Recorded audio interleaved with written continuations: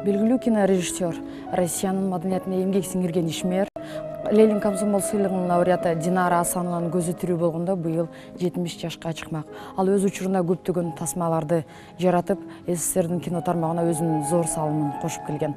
Маркумдун жаркын элесине арналган бүгүн эскерүү кечеси Москва шаарында мекендештердин катышуусунда белгиленүүдө.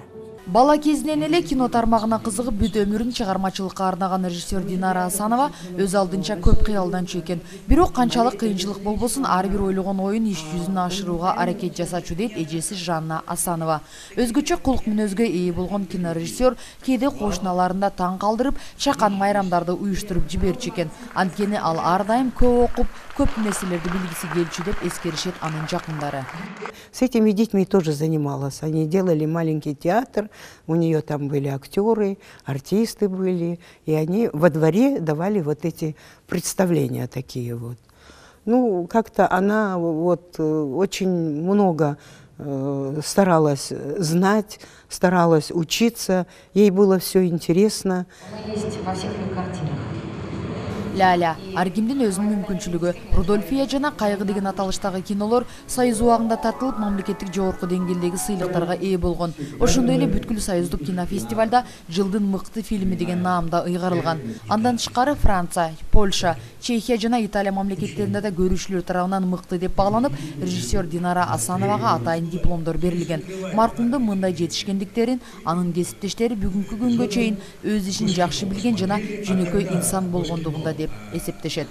У него не было начальственного тона. Она только в дружественных тонах разговаривала и работала, и очень мало действительно, она мало действительно говорила, но очень много это молчание значило. Это молчание и одобрение. Она, допустим, услышала, что ты хочешь сделать, и по ее виду ты уже понимал, что ты правильно мыслишь, в ту сторону, туда ли или не туда. И соответственно, действовал.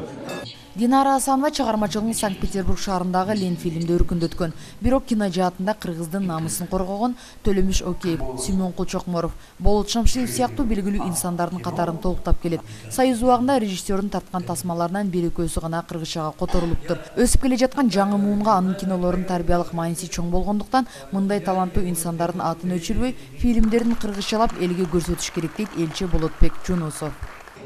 Россиянын актердору ошо Динаранын киносуна тартылганга бир өзгөчө мындай жетишкенчилик болчу экен да. Ошо бүгүн ачык эле айтып атышты.